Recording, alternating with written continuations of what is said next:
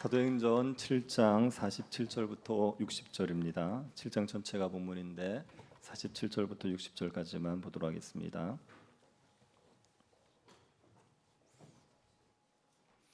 사도행전 7장 47절부터 60절 말씀 찾으셔서 교독하겠습니다. 찾으셨으면 교독하겠습니다. 솔로몬이 그를 위하여 집을 지었느니라. 그러나 지극히 높으신 이는 손으로 지은 곳에 계시지 아니하시나니 선지자가 말한 바 주께서 이르시되 하늘은 나의 보좌요 땅은 나의 발등상이니 너희가 나를 위하여 무슨 집을 짓겠으며 나의 안식할 초소가 어디냐.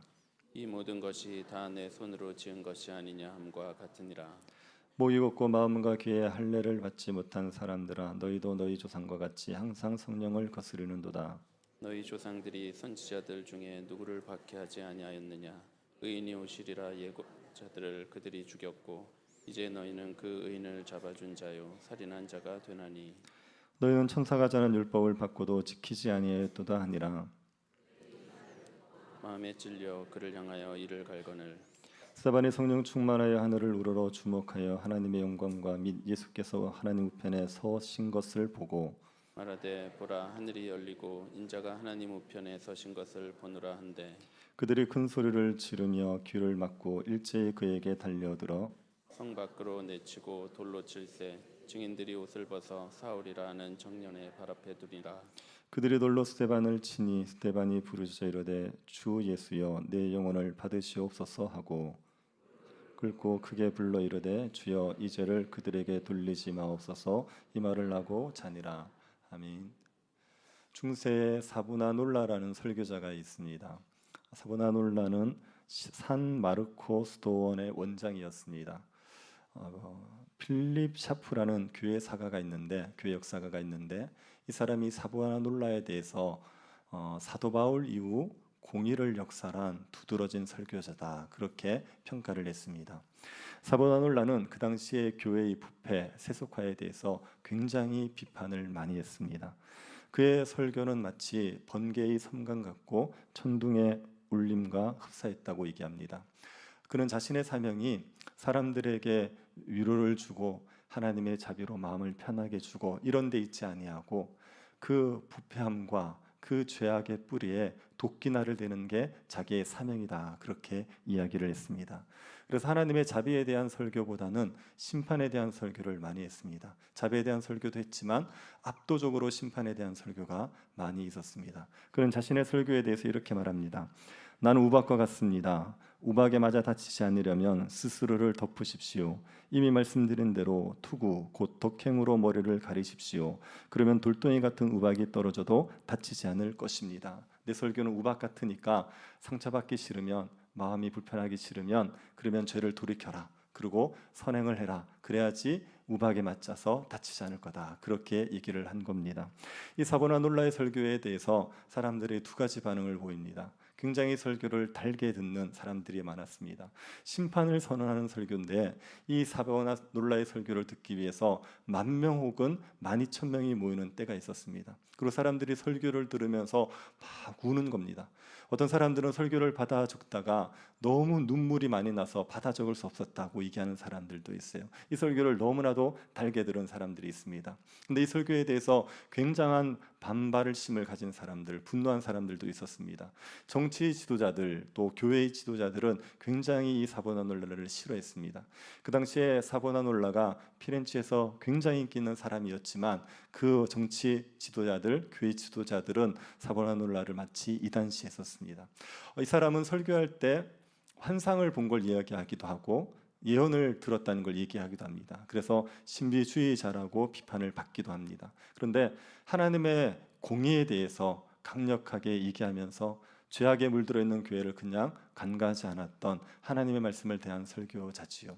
이 설교에 대해서 사람들이 두 가지 반응을 보인 겁니다. 달게 듣기도 하고 분노하기도 한 겁니다. 하나님 말씀이 바르게 선포되어지면 두 가지 반응이 생깁니다. 마음을 찢는 사람들이 있습니다. 자기의 죄에 대해서 애통하면서 말씀을 받아들이는 사람이 있죠. 반면에 설교자를 찢으려는 사람도 있습니다. 그 설교가 마음에 들지 않아서 설교자에서 분노하는 사람들도 있습니다. 그래서 설교를 했을 때 사람들이 분노의 반응을 한다고 해서 그 설교가 하나님의 말씀을 바르게 전한 게 아니라고 이야기할 수 없지요. 하나님의 말씀을 바르게 전했기 때문에 사람들이 분노할 수도 있는 겁니다. 우리가 스데반의 설교를 볼 때 이런 관점에서 이해를 해야 됩니다. 스데반은 성령과 지혜가 충만하여서 하나님의 말씀을 전한 설교자 아닙니까? 이 스데반의 설교를 듣고 사람들이 가슴을 찢고 애통하지 않았어요. 스데반의 설교를 듣고 회심한 사람은 아무도 없습니다. 그러나 스데반의 설교를 듣고 분노하여서 스데반을 죽였습니다. 사람들이. 그렇다고 해서 스데반의 설교가 하나님의 말씀이 아니다, 그렇게 얘기할 수가 없는 거죠. 스데반이 하나님의 말씀을 바르게 전했기 때문에 사람들이 분노해서 스데반을 죽였다고 이해해야 되는 겁니다. 스데반의 설교에 대해서 악평하는 사람들이 있습니다. 조지 버나드 쇼라는 사람은 스데반을 무척이나 참기 힘든 젊은 설교자, 서툴고 자만에 빠진 따분한 사람, 이렇게 평가했습니다. 스데반은 유대인들이 다 알 만한 내용을 아주 지루하게 요점도 없이 늘어놓았다는 거지요. 또 어떤 설교 사람은 스데반의 설교가 흥미롭지도 않고 요점도 없다, 그렇게 평가하는 사람들도 있습니다. 교회에서 떠도는 유머 중에 스데반이 왜 돌에 맞은지 아십니까? 설교를 길게 해서. 그래서 이제 돌에 맞아 죽었다고 얘기하는 유머도 있어요. 이것도 이제 스데반의 설교를 폄하하는 것이죠. 근데 스데반의 설교는 하나님의 말씀을 바르게 전한 거고, 그리고 정말 중요한 진리를 전한 겁니다.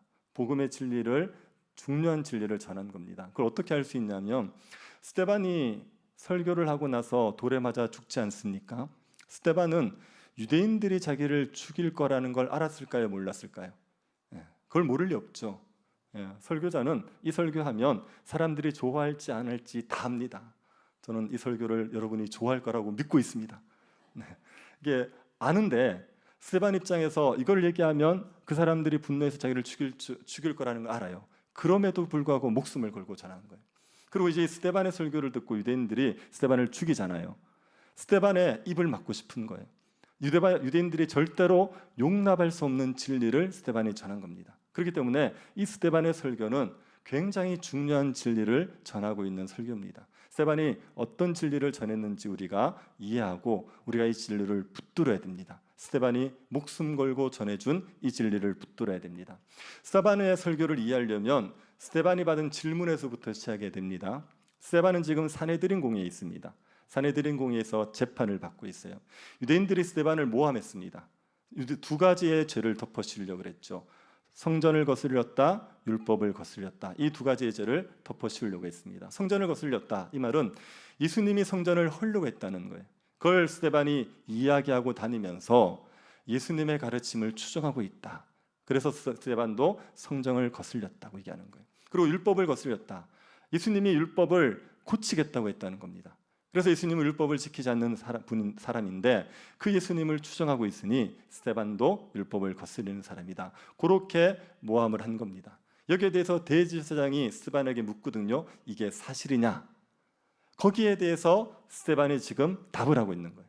그래서 스데반의 설교는 두 가지 죄에 대한 변론이라고 이해하셔야 됩니다. 만약에 스데반이 그 두 가지 죄에 대한 변론한 게 아니라 자기가 하고 싶은 이야기를 했다, 이렇게 생각하시면 안 됩니다. 스데반은 두 가지의 죄에 대해서 답을 하고 있는 거예요. 그렇게 이해해야지 스데반의 설교를 바르게 이해할 수 있습니다. 스데반은 먼저 성전을 거슬렸다, 거기에 대해서 답을 하고 있는 거죠. 예수님이 성전을 헐어버리겠다고 얘기하신 적은 없죠. 예수님은 성전된 자신의 육체가 죽을 걸 얘기한 겁니다. 그리고 그 성전된 육체가 다시 살아날 거다, 그 얘기를 하신 거죠. 성전을 헐어버리겠다는 얘기를 한 적은 없어요. 그럼 이제 스데반이 예수님이 성전을 헐겠다고 한 적이 없습니다 라고 명확하게 얘기하면 됩니다. 그런데 스데반은 그 얘기를 하지 않아요.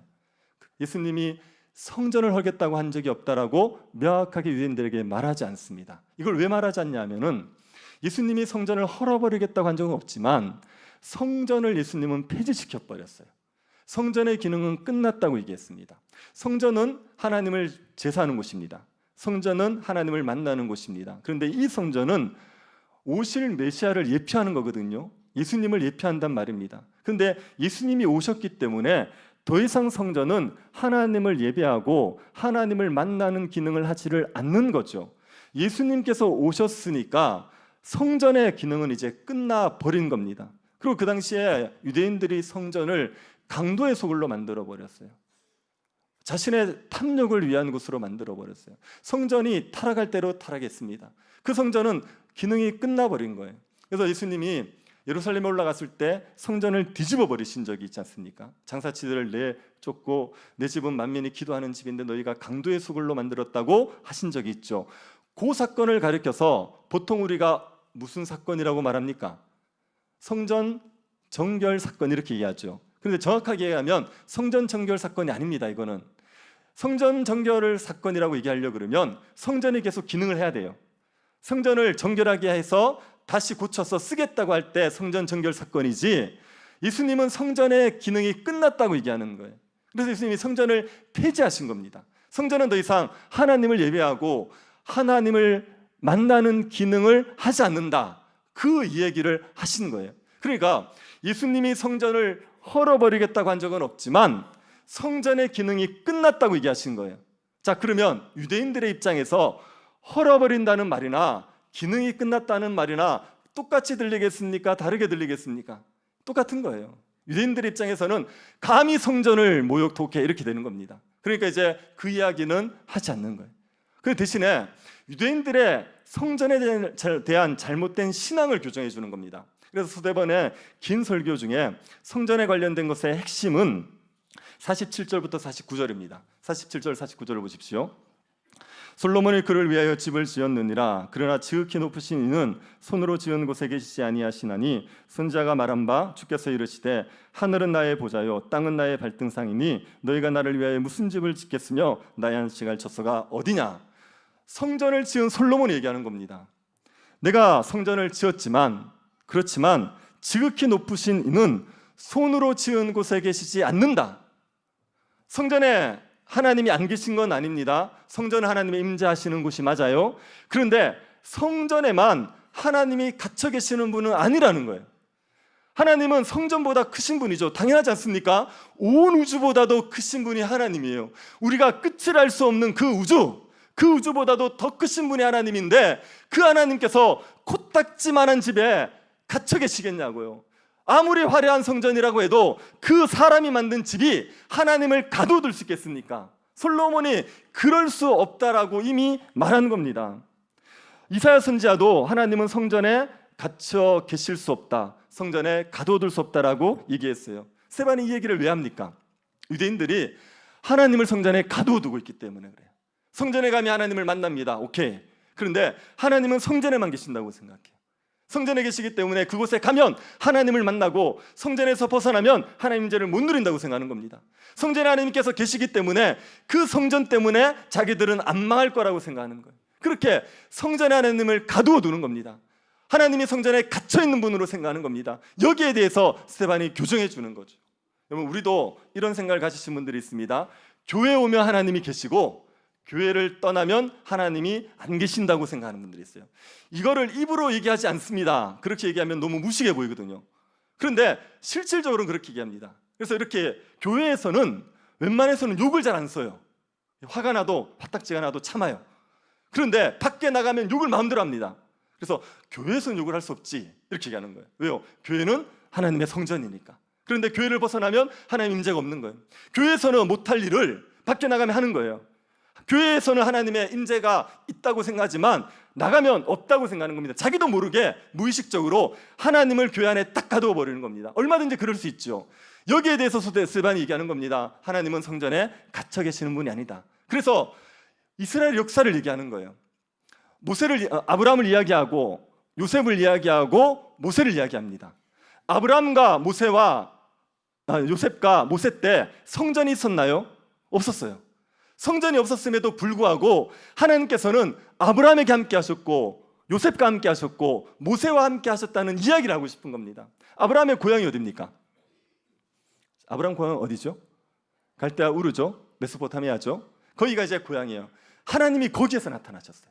아브라함을 찾아가셨어요. 그리고 복을 약속하시고 가나안 땅으로 가라고 하는 겁니다. 아브라함이 그 하나님의 부름에 따라서 고향을 떠납니다. 그런데 아브라함이 가나안 땅으로 바로 못 가요. 하란에 머뭅니다. 하란에 머물면서 아버지가 거기서 죽을 때까지, 돌아가실 때까지 머물렀다고 얘기해요. 왜냐하면 아마 그 아버지 데라 때문에 가나안 땅으로 못 들어갔던 것 같습니다. 그런데 이제 하란에 머물러 있으니까 하나님께서 창세기를 보면 하란에서 다시 한번 말씀하세요. 그래서 하란을 떠나서 가나안 땅으로 오죠. 가나안 땅으로 온 아브라함에게 몇 가지 복을 약속하셨는데 그 중에 땅에 대한 약속이 있습니다. 하나님께서 아브라함의 자손들에게 가나안 땅을 다 주겠다. 아브라함에게는 발붙일 땅도 안 주셨는데 그런데 모든 땅을 주겠다. 그렇게 약속을 하셨어요. 그러고 나서 그 약속이 성취되기 위해서는 아브라함의 자손들이 400년 동안 남의 나라에서 종로로 타는 일이 있을 거라고 얘기해요. 400년 동안 종살이하고 그러고 나서야 가나안 땅을 얻게 될 거라고 약속해 주셨어요. 그 약속이 성취될 수 있다는 걸 보여주기 위해서 이삭을 주시죠. 100세가 되어서 애를 낳을 수 없을 때 애를 낳은 겁니다. 그러면 하나님은 어떤 능력이 있습니까? 죽은 자도 살리시고 없는 것도 있는 것처럼 부르시는 능력이 있죠. 그 하나님이 약속을 이뤄가실 걸 보여준 겁니다. 그 아브라함에게 역사하신 하나님, 거기에 무슨 성전이 있었습니까? 아브라함이 갈대아우르에 있었는데요, 하란에 있었는데요, 아브라함이 가나안 땅에 있었는데요, 거기엔 성전이 없었단 말이에요. 없었지만 하나님께서 찾아가 주시고 약속하여 주시고 하나님께서 약속을 성취하겠다고 보여주시고 하나님께서 역사해 주신 겁니다. 그러니 아브라함에게도 하나님 역사하셨지 않느냐, 성전이 없는 그때 아브라함에게도 역사하셨지 않느냐, 이 얘기를 하는 겁니다. 그리고 요셉도 마찬가지 이야기입니다. 요셉이 아브라함이 이삭을 낳죠. 이삭이 에사와 야곱을 낳죠. 야곱이 몇 명의 아이를 낳습니까? 13명을 낳습니다. 딸 하나, 아들 12. 근데 이제 요셉이 11번째를 낳았는데 10명의 형들이 요셉을 다 싫어하는 거예요. 아버지가 편하니까. 그래서 요셉을 죽이고 싶어 했죠. 죽이려고 하다가 죽이지 않고 노예로 팔았습니다. 애굽의 노예가 되었습니다. 그런데 애굽의 노예가 되어 있는 요셉에게 하나님이 함께 하셨어요. 스데반이 그 얘기를 하는 겁니다. 하나님께서 함께 하셨다. 그래서 그 노예 생활을 견뎌내게 하시고 거기에서도 존귀하게 만들어 주시는 겁니다. 바로에게 은혜를 입어서 애굽의 총리가 되게 만들어 주시는 거예요. 왜요? 애굽을 기근에서 구하기 위해서, 가나안 땅까지 그 애굽의 인근의 나라들을 구하기 위해서, 자기 백성, 자기 가족들을 구해내게 하기 위해서 하나님께서 요셉을 그 애굽에서 총리로 만들어 버리신 거죠. 그래서 요셉으로 말미암아 요셉의 가족들을, 야곱의 가족들이 애굽으로 오는 거 아닙니까? 75명이 애굽에 와서 거기에서 살면서 아브라함에게 약속하신 자손의 복이 이루어지는 거죠. 그 요셉이 이집트에 있었는데, 애굽에 있었는데 그 요셉에게도 하나님께서 함께 하셨다는 얘기하는 거예요. 그때 성전이 없었는데도 불구하고 요셉에게 함께 하셨다고 얘기하는 겁니다. 그리고 모세도 마찬가지죠. 이스라엘 백성들이 애굽에서 번성을 합니다. 그런데 요셉을 알지 못하는 왕이 등장하면서 이스라엘 백성들을 노예로 삼는 거예요. 번성을 하는 걸 막으면서 노예로 계속 부려먹고 싶습니다. 그래서 바로가 남자애들을 죽이는 계략을 쓰는 거죠. 이제 이 방법 저 방법이 안 되니까 남자애가 무조건 나일강에 집어 던지라 얘기하는 겁니다. 남자애들이 다 죽게 생겼습니다. 그때 모세가 태어나는 거예요. 그리고 모세가 태어났는데 그 어머니가 나일강에 던져야 되는데 애가 준수하게 잘생겼어요. 그래서 못 죽이고 석 달을 감췄는데 애가 너무 크게 우니까 더 이상 감출 수 없어서 하나님께 맡기고 갈대 상자에 담아서 나일강에 둔 거죠. 그걸 누가 발견합니까? 바로의 딸이 애굽의 공주가 발견하는 거죠. 그래서 모세를 자기의 아들로 삼아서 40년간 모세가 왕궁에서 애굽의 왕자로 살게 됩니다. 40대가 되었을 때 이스라엘 백성들을 구원할 마음이 생겼어요. 그래서 애굽 사람과 이스라엘 사람이 싸울 때 애굽 사람을 쳐 죽여버립니다. 이 애굽 사람이 이스라엘 사람들을 괴롭혔던 사람일 겁니다. 그래서 그 사람을 죽이면 이스라엘 백성들이 편해지는 그런 상황인 거죠. 그래서 쳐 죽여버리는 거예요. 그리고 이제 이스라엘 백성들이 자기를 구원자로 받아줄 거라고 생각했습니다. 그 다음날 가서 이스라엘 사람들끼리 싸우길래 형제들이 왜 자꾸 서로를 해하느냐, 왜 싸우느냐 말립니다. 그랬더니 가해자인 사람이 모세에게 대드는 겁니다. 누가 당신을 우리의 지도자로 세웠느냐, 당신을 우리의 재판관으로 세웠느냐, 어제 당신이 애굽 사람을 죽인 것처럼 나를 죽일 거냐. 자신이 이스라엘 백성들을 위해서 삶을 들였는데 이스라엘 백성들이 배척해버리는 거예요. 그래서 자신의 살인죄가 발각된 것 때문에 미디안으로 도망가지요. 40년을 거기에서 양치고 있습니다. 80세의 모세가 아무것도 할 수 없는 상황에 하나님께서 호렙산에 나타나셔서 모세를 출애굽의 지도자로 부르시는 거예요.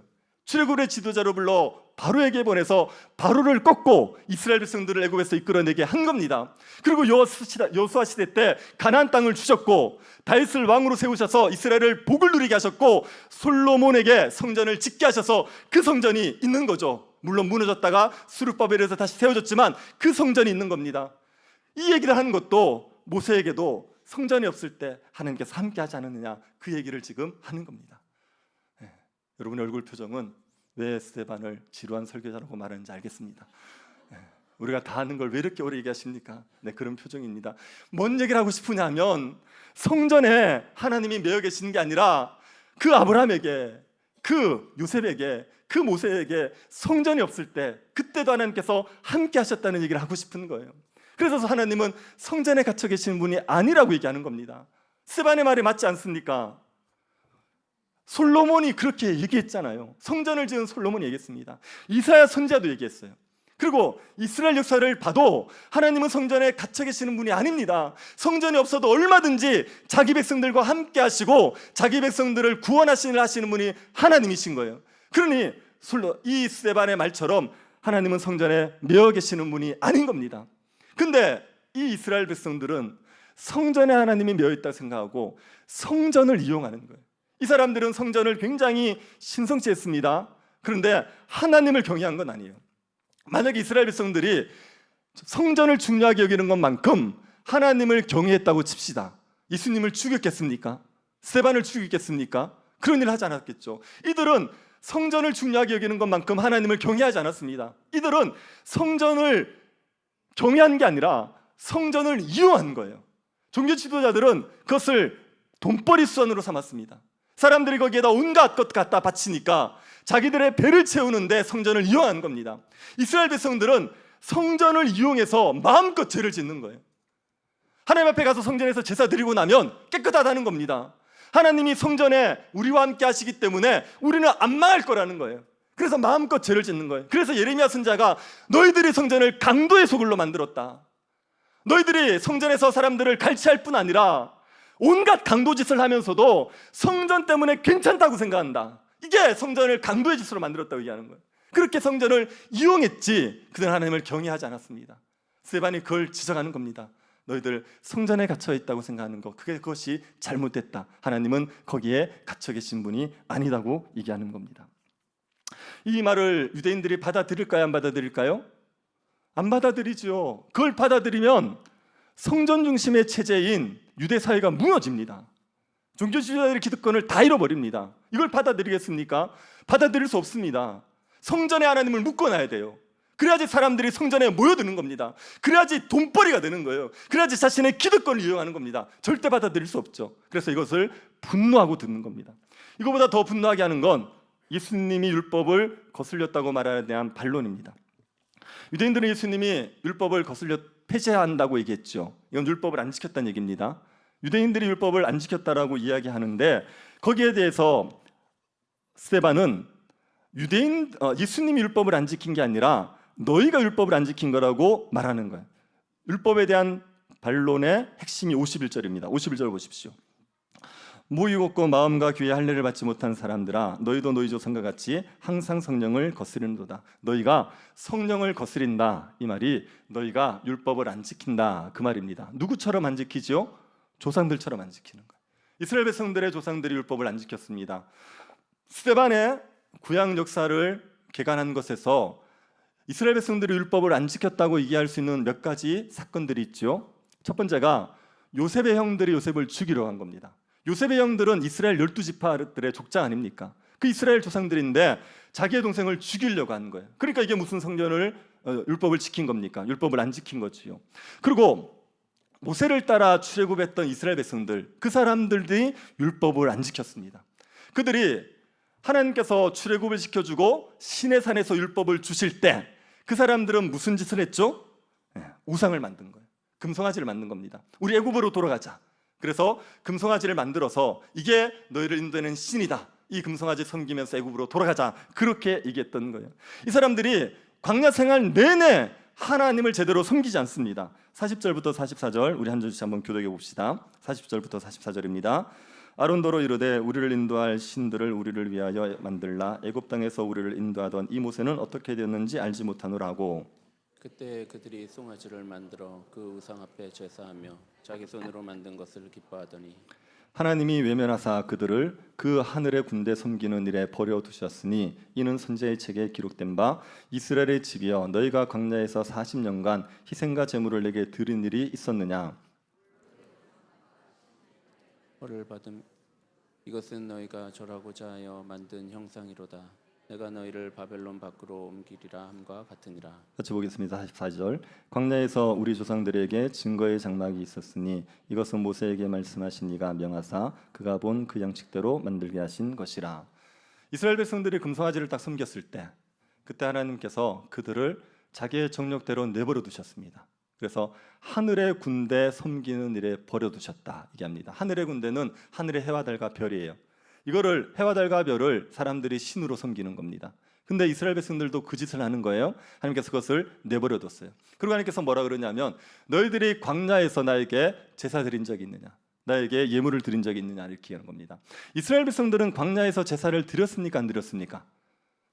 드렸죠. 성막에서 제사를 계속 드렸어요. 그런데 너희들 안 드렸다는 거예요. 왜 안 드렸다 그럽니까? 이스라엘 백성들은 하나님으로 제대로 섬기지 않았다는 얘기예요. 그들이 하나님 우상처럼 섬겼답니다. 몰록의 장막이라고 할 때 몰록은 암몬 사람의 신입니다. 그 다음에 신 레판의 별이라고 할 때 이것은 레판이라는 신을 상징하는 별을 말합니다. 이거는 이제 바벨론의 신과 연관되어 있어요.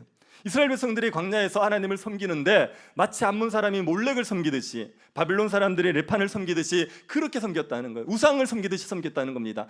이들이 하나님을 제대로 섬기지 않은 거예요. 그래서 아모스 선지자가 말하는 겁니다. 이스라엘 집이여 너희가 광야에서 40년간 희생과 제물을 내게 드린 일이 있었느냐? 너희들이 언제 그렇게 나를 섬겼느냐? 이렇게 얘기하는 겁니다. 그래서 이스라엘 백성들이 그 우상 숭배를 하면서 하나님의 율법을 거스렸어요. 요셉의 형들이 요셉을 죽이려고 한 것처럼 또 모세 시대 때 이스라엘 백성들이 하나님을 섬기지 않고 우상을 섬기면서 율법을 어긴 것처럼 지금 스데반 시대 유대인들, 예수님 시대 유대인들이 하나님의 율법을 어기고 있다는 말입니다. 그들이 어떻게 하나님의 율법을 어겼습니까? 의인인 예수님을 죽여버렸잖아요. 그리고 스데반을 죽이려고 하고 있지 않습니까? 그 조상들이 의인을 죽인 것처럼 선지자를 죽인 것처럼 지금 그들도 예수 그리스도를 죽여버렸다고요. 예수 그리스도가 율법을 어기신 죄인이 아니라 예수 그리스도는 율법을 다 지킨 의인이지 않습니까? 그 의인인 예수님을 죽인 그 유대인들이 율법을 어기고 있다고 얘기하는 겁니다. 유대인들이 왜 율법을 어기고 있습니까? 이들의 목이 곧고 마음과 귀의 할례를 받지 못했기 때문에 그래요. 목이 곧고 마음과 귀의 할례를 받지 못했다는 얘기가 마음이 돌처럼 굳어져 있다는 얘기입니다. 하나님을 싫어한다는 얘기입니다. 하나님의 법을 섬기길 싫어한다는 얘기입니다. 그래서 이들이 하나님의 법을 지키지 아니하고 의인을 죽인 거죠.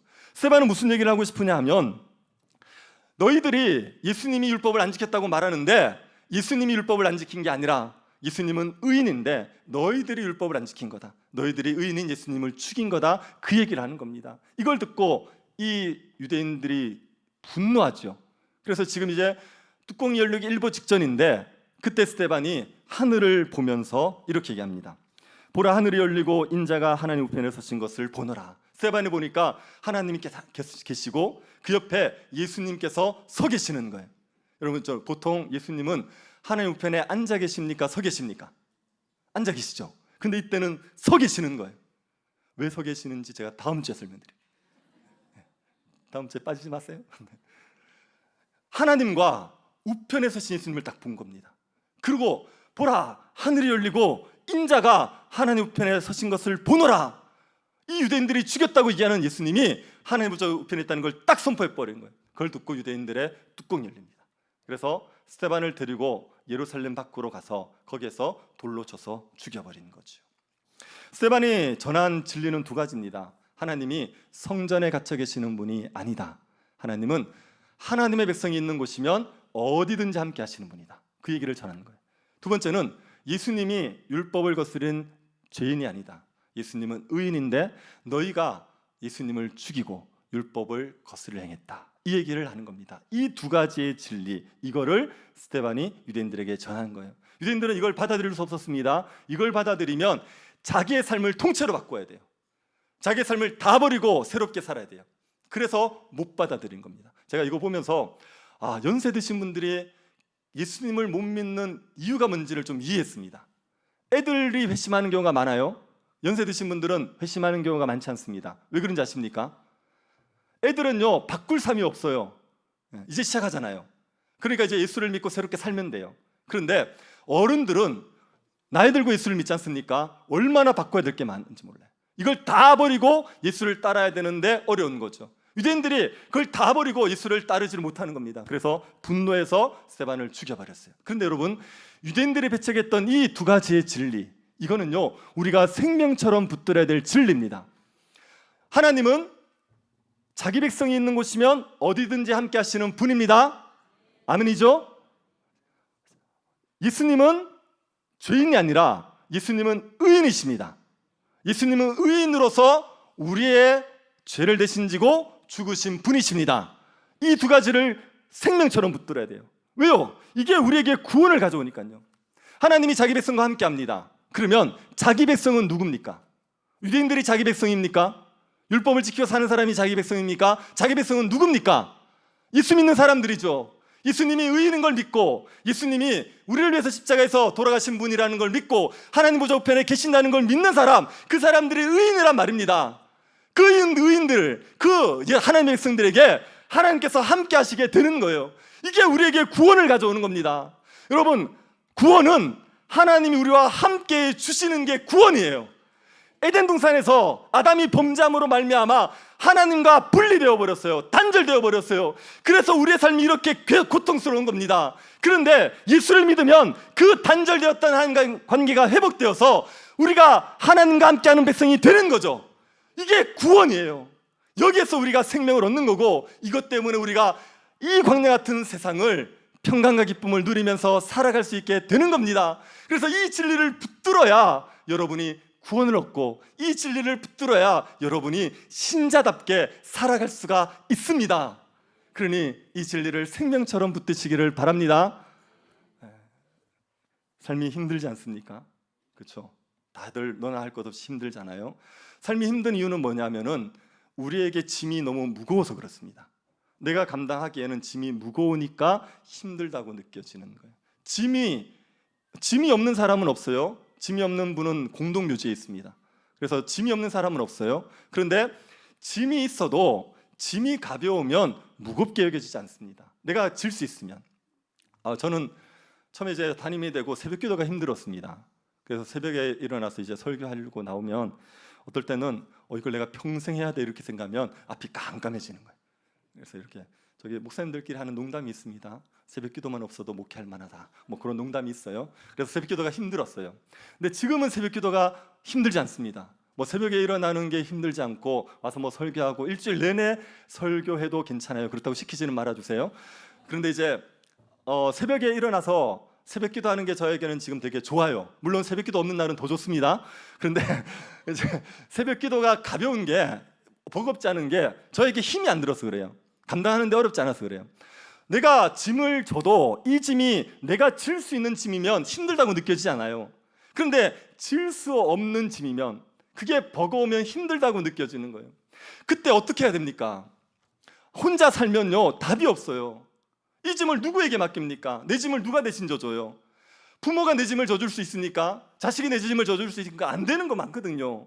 그리고 혼자 있으면 힘줄 사람이 없습니다. 누가 나에게 힘을 줄 수 있습니까? 사람이 나에게 위로해 주는 거 그걸로 힘이 나서 삽니까? 그렇게 안 되거든요. 그래서 혼자 있으면 이 짐이 감당이 안 되니까 삶이 힘든 거예요.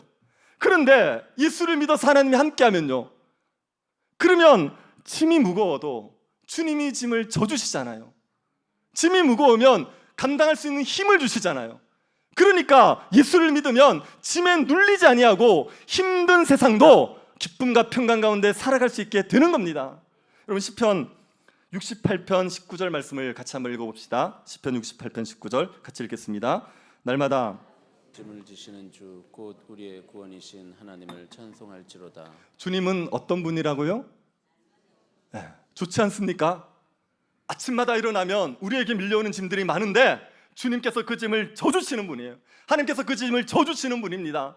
그래서 우리가 무거워서 허걱대는 짐 주님께서 다 대신 지시고 주님께서 다 이끌어 가시는 거죠. 이거를 그러면 이제 우리는 아무것도 안 해도 되죠. 주님 과제는 주님의 몫입니다.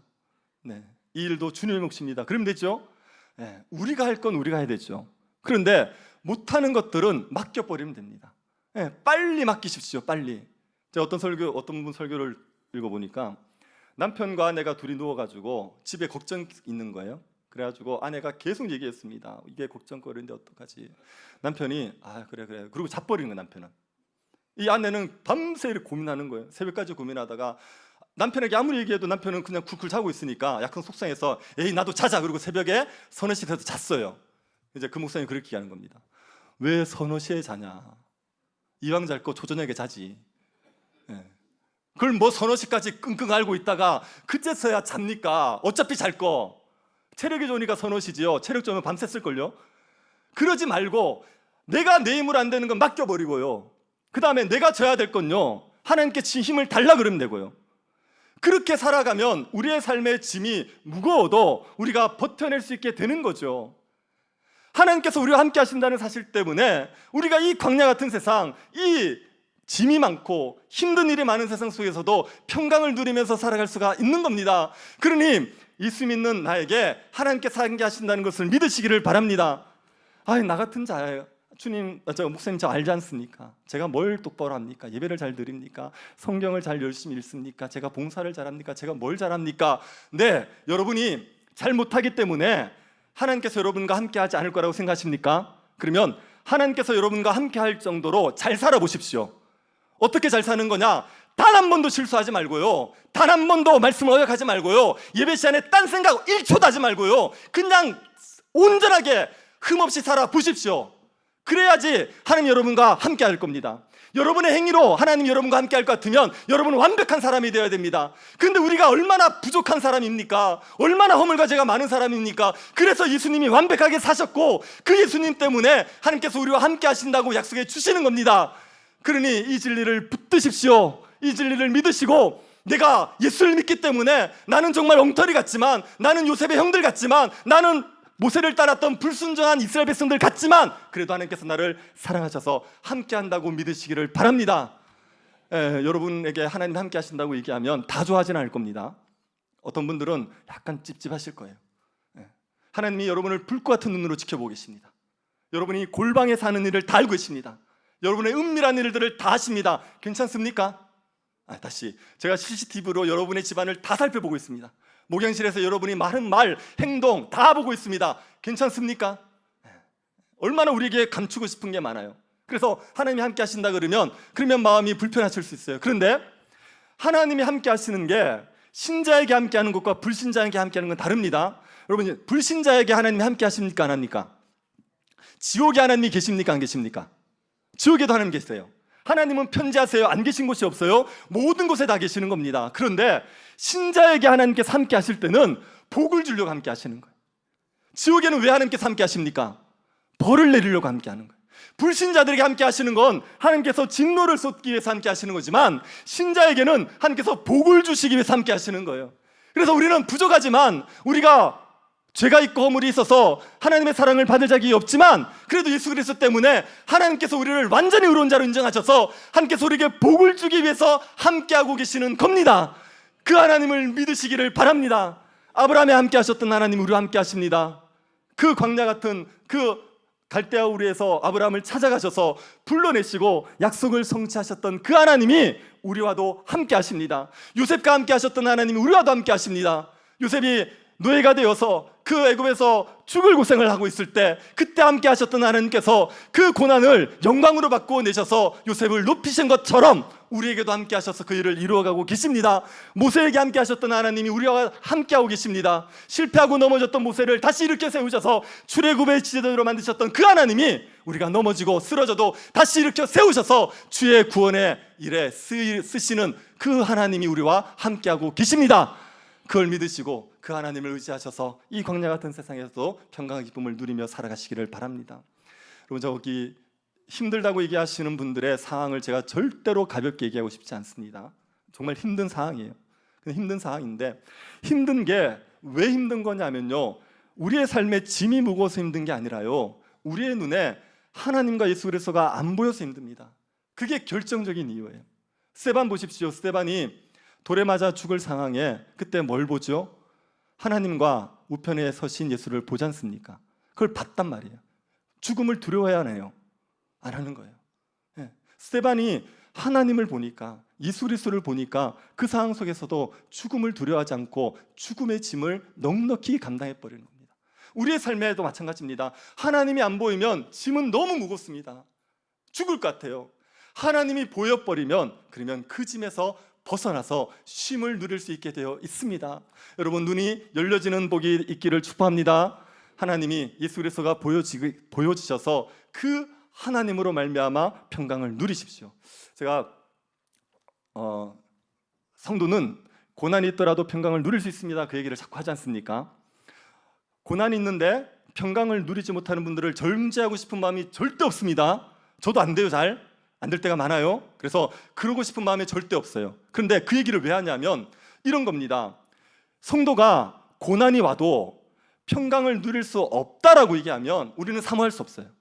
그런데 고난이 왔을 때 성도가 평안을 누릴 수 있다라고 얘기하면 우리가 사모할 수 있잖아요. 지금 내가 그렇게 못 살더라도 그렇게 되기를 소망할 수 있지 않습니까? 그리고 그걸 추구할 수 있지 않습니까? 그게 우리에게 얼마나 위로와 힘이 되겠습니까? 그런 측면에서 성도는 고난이 오더라도 평강을 누릴 수 있다고 말하는 겁니다. 그래서 여러분, 하나님을 보시고 예수 그리스도를 보셔서 고난 가운데서도 평강을 누리시기를 바랍니다. 우리가 고난 가운데 평강을 누리는 정도로만 살아서는 안 됩니다. 어떻게 돼야 되냐면 내가 고난이 있더라도 고난 가운데 있는 사람들을 돕는 사람으로, 그들이 평강을 누리게 하는 사람들로 살아가야 돼요.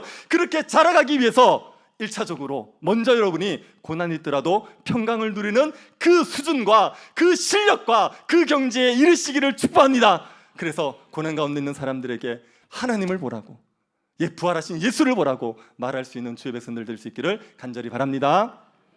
하나님 아버지, 우리에게 은혜를 베풀어 주셔서 감사드립니다. 예수 그리스도를 믿는 우리를 하나님 백성 삼으시고 우리가 어디 있든지 함께하여 주심을 감사드립니다. 하나님께서 우리와 함께 하신다는 것을 믿고 살아가게 하여 주옵소서. 우리가 병상에 있든 홀로 골방에 있든 우리가 고난의 자리에 있든 하나님 우리와 함께 한다는 걸 믿게 하여 주시고 그 하나님 의지하여서 평강을 누리고 그 하나님 의지하여서 하나님 백성답게 살아가게 하여 주옵소서. 걸어가신 예수님 이름으로 기도드립니다.